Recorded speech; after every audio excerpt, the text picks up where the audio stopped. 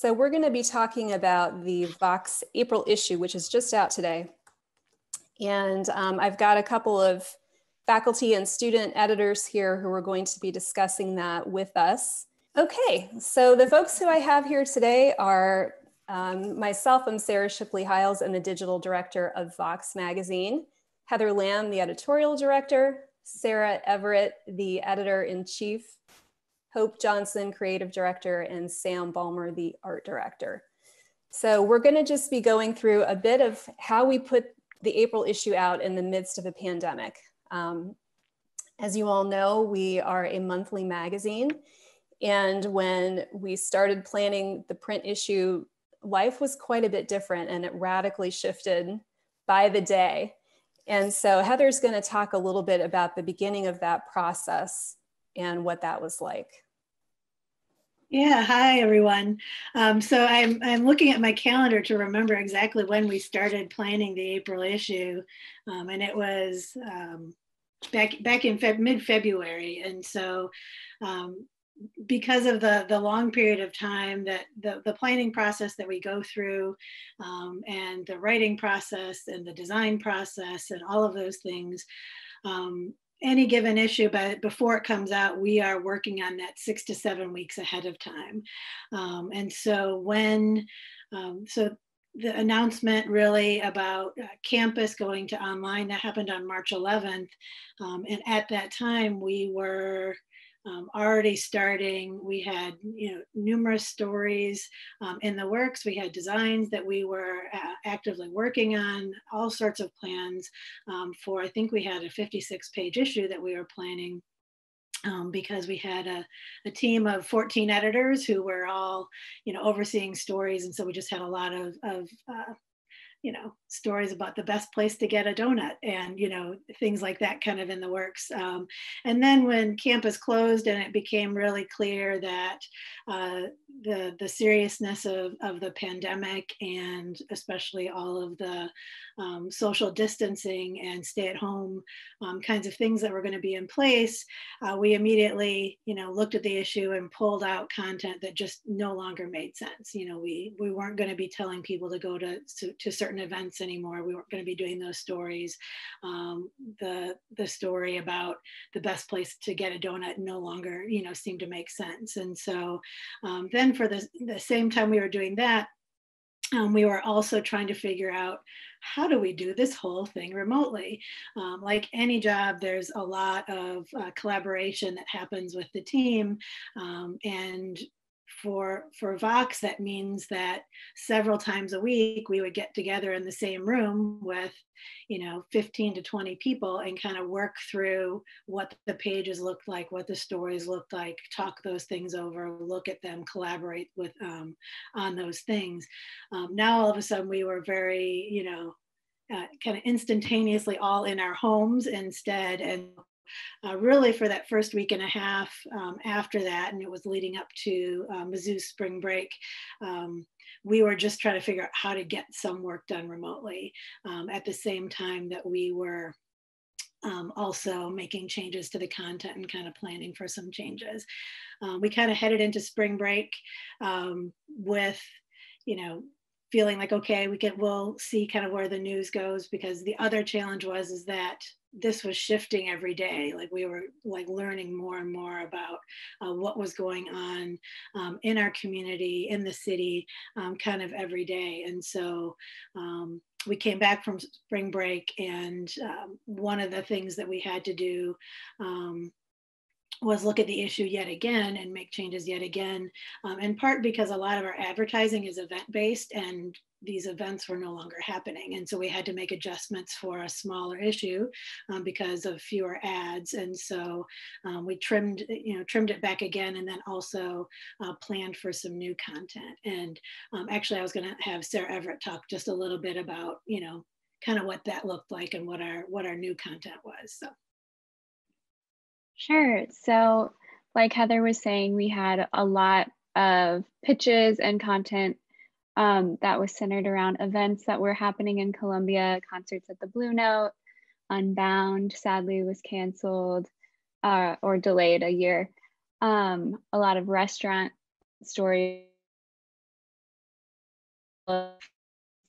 quite anymore. So what we ended up doing was still kind of keeping that local feel and talking to local restaurants and businesses about what they were doing, as you know, we had to start sheltering in place or staying at home, as far as takeout orders or what people are doing to just support local businesses. And then we had multiple editors writing one story, collaborating, and then a lot of editing from home via InDesign and blocks from laptops, which was slow, but we adapted to it and it ended up working out. So I'm glad. Anything else I should add, Heather? Yeah, I think one of the other things that I was happy to be able to do is that, as you probably know, the Missourian is delivered once a month in the Columbia Missourian. And so we were the whole time also collaborating, or I should say, I was just kind of paying attention to what coverage their editors and reporters were putting out there, and figuring out, as the city magazine, what makes sense, what stories make sense for us to do that maybe aren't getting covered, thinking about what our audience kind of wants. One of the things that I think turned out really well, I'm going to try to actually share my screen right now just to kind of show a couple things. We were, oh, no, I don't know if I can. We were able to run a photo package of just some of the great photography that the staff photographers had been out there shooting for the past 3 weeks, and do it more of as a sum up of, here's kind of what the last month has looked like in our city. As a city magazine, that really is our role, is trying to reflect what's life like in the city. And so showing drive-through testing centers, showing what, school closings, showing what churches were doing, just all these different ways that the community was, coming together yet staying 6 feet apart, and figuring out ways to shelter in place.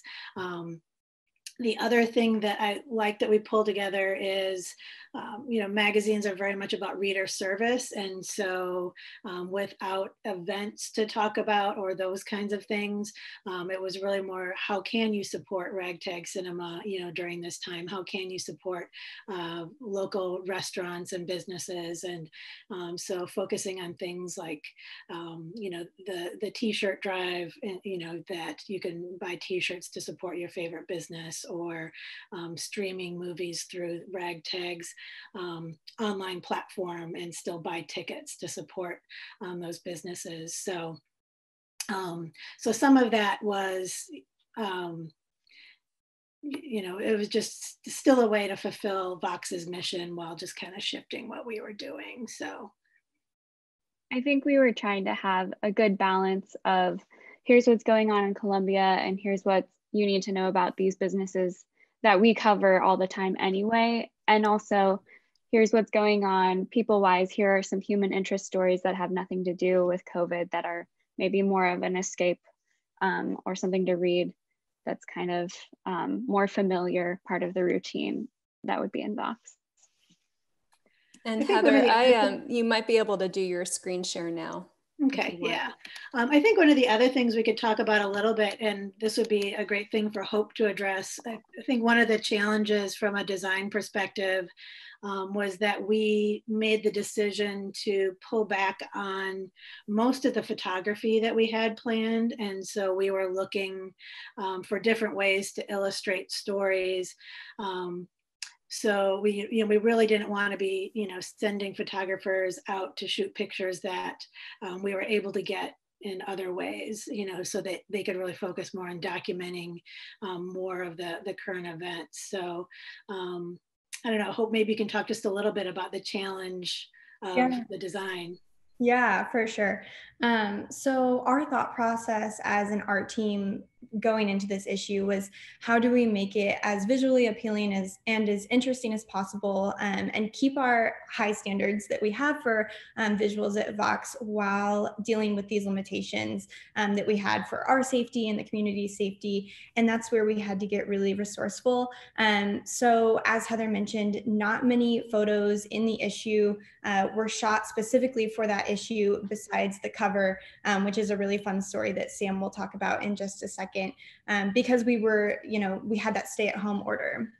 So we used a lot of stock imagery. We used a lot of courtesy photos from sources, a lot of original illustration. But even when using stock imagery, we were constantly thinking about how do we make it our own.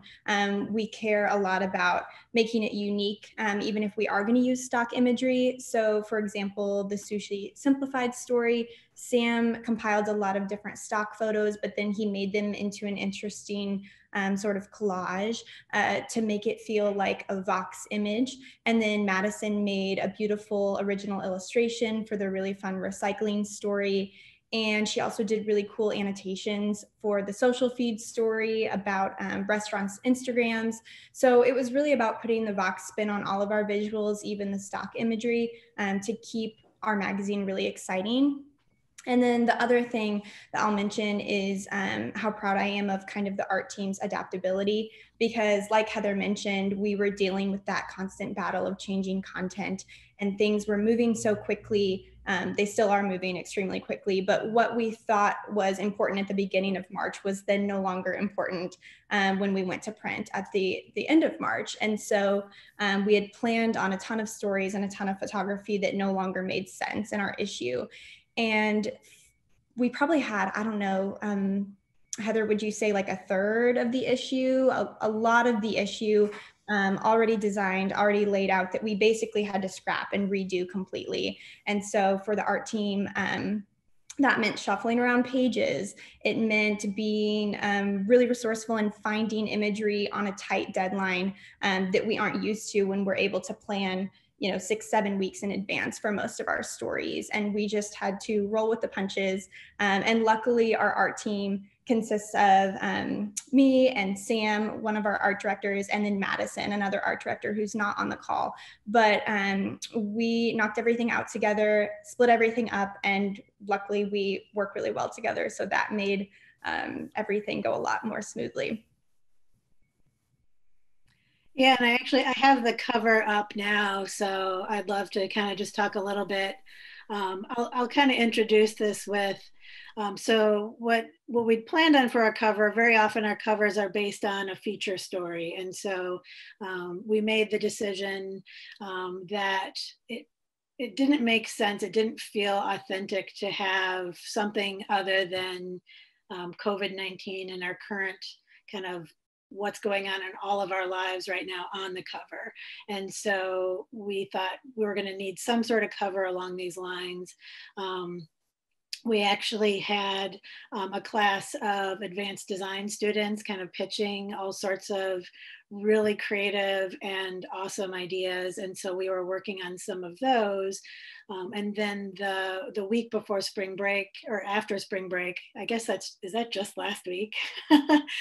So last week we came back to kind of finalize the issue in those last 5 days. We still weren't, the cover options just still weren't really grabbing us. And then we got this. So Sam, maybe just talk a little bit about kind of this photo and how the cover developed. Sure. Yeah. So this photo was taken from inside my apartment. It's a view I see often. And, there are usually cars on top of this lot. So when these two people are out there just like by themselves on this parking garage roof, like it was a really interesting thing to look at. So I shot this on Tuesday of last week, and we sent this issue off to the printer on Thursday, or on Friday, sorry about that. So I'd actually seen these two people out there on Monday, and I decided I wasn't going to take the picture because I thought it might have been a little bit too creepy for me to do that. I kind of felt like crazy Joe Davola for all my Seinfeld people out there with his pictures of Elaine from across the street. But I saw them again on Tuesday, and I knew I just had to take this picture because kind of what Heather was talking about earlier, like we had previous cover options and a lot of them had become kind of obsolete with how fast things were changing. And there was a picture that was like a good picture that we were working with earlier in that week. But it wasn't necessarily like a cover quality image. So I took this picture and I sent it to the team, and we really liked it. So I just want to shout out to my roommate, Andrew Henderson, too, for letting me take it on his phone. I have an iPhone SE and I just didn't trust the camera on that. So um, yeah, so besides the fact that like there are two people just like on this empty roof, there's like a lot else going on in this picture that I think it makes it super relevant for right now. And that's kind of what we were going for with the annotations on it. So there's this like hotel that has no one staying in the rooms right now, and their rooftop bar, no one's going to it. And we have this empty movie theater and this church that's in it. Nobody's going to service in person right there. So I think it kind of just like summarizes pretty well what's happening right now. And I'm pretty happy with it turned out. Yeah, I think this is just an example of, kind of what Hope was saying, is that it is so much about the teamwork, and very much, certainly, any media entity public, and it's only as strong as the team. And Vox is very much that way, where everybody kind of brings their set of skills and their creativity and honestly their enthusiasm. And I think that's one thing. So for me as like an editorial leader and also as a teacher, I mean, that's been the thing that I think that has been so gratifying, is that like people, this whole staff, the people on the call, all of the editors, all of the, we haven't talked about what Sara Shipley Hiles' team is doing online, which is just keeping on top of, again, all these stories that we should be covering as a magazine. And so everyone's just pulling together in this time and wanting to do our job as best as we can, and tell people's stories. And then I think the other thing too that we thought a lot about was just the mix of content. It's not about, not every single story is about the pandemic, but a lot of them are touched by it. So, there's a story about the Stevens College annual fashion show that's mostly about fashion graduates and kind of where they are now. But this year's fashion show had to be canceled or done differently because of the pandemic. So everything is kind of touched by what's going on, but there's also, I think, some stories in the issue that it's just about reading about our neighbors and what people are doing in the city, kind of how life is kind of going on amidst everything. I think feels kind of like the theme here. So I'm going to stop share on this screen. So yeah, I think, and now we're actually working on the May issue, which will be coming out later this month. And it feels like everyone kind of knows a little bit more how life is these days and is kind of settling into it. But also we're starting to see more and more like how this is, having an impact on people's kind of long-term lives. And so looking for those kinds of stories to tell, and how do we tell them? How do we reflect our community, in whatever the moment is, in a way that we have to be thinking now what people want to read 3 weeks from now, for the print edition. That's always our challenge. So thank you, Heather, and everyone. That was a really good overview of what went into this issue, the challenges of it, having to rip it up twice, having to come up with our first cover, I think, ever shot on an iPhone, right, Heather? I think so. Yeah. So I think it's really neat the way that everyone was able to pivot and to put out a publication that really captures the moment and brings, I hope, a lot of joy and familiarity to people, and sort of lets everyone know that, you know, we are okay, we're going to be okay, and we're going to get through this together. So I think that's one of the roles that we play. Yeah. And yeah, go ahead, Heather. No, I was just agreeing with you. So yeah, I'm just going to end with a little bit of our digital content. So I will just quickly show you what our website looks like right now. And then I'm going to leave you with a few other of our sites that you can look at and follow us. So right now on our website, we have lots of information linking to coronavirus coverage. So our Vox coverage is linked right there and all the stories we've done. We also have a prominent link here to our sister publication, the Columbia Missourian, which has been doing a fantastic job on the news side of keeping up with breaking news and bringing people important information that they need to know. And we also are linking here to a restaurant guide that the Missourian is doing, where people can find out what restaurants are open that are offering pickup, carry out, or delivery services. And I think that's just a really nice community service right there. So online, we too have had to pivot quite a bit, and I'm in charge of the online operations. So we have a number of stories that we did in a hurry to keep up with what was happening. But unlike a newspaper, we've been putting a little bit different spin on things, either adding more context or maybe doing different types of stories than what a newspaper would do.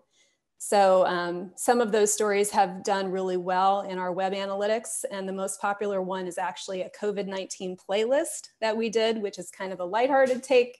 It's got some really good music on it. So I recommend that you go check that out and download the playlist to keep yourself occupied.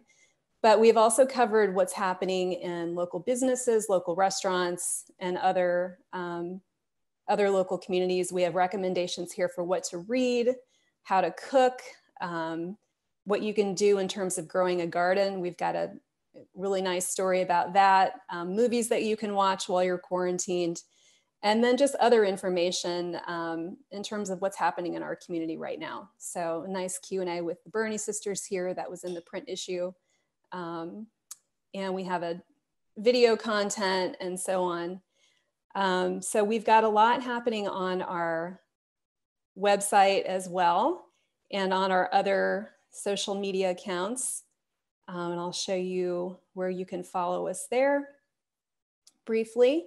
You can follow us, of course, on Facebook at Vox Magazine. Our Instagram is also Vox Magazine. And then if you want to look at the PDF that Heather was showing, we use a service called Issuu, ISSUU, and you can find us there at Vox Magazine Mo. And since not a lot of copies of the print issue are going out right now, none of the downtown stands are being filled for obvious reasons. Unless you're a Missourian subscriber, you might not see the print issue right now, but you can still go there and look at it in all its glory. So that's kind of a fun thing to do too.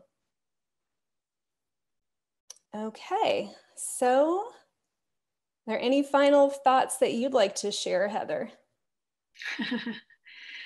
No, I mean, I think we've kind of said it. I think that, you know, one of the things, so one of the ways that we were putting the print issue together is that we had a group of, you know, editors and editorial managers, many, including Sara, Hope, and Sam, on hours-long Zoom chats where we would all just kind of getting work done while we could ask questions of each other. And it was hard because we're used to being in the same room, but it was still a way to be able to collaborate. And I think that, you know, we put a lot of energy and emotion into this issue.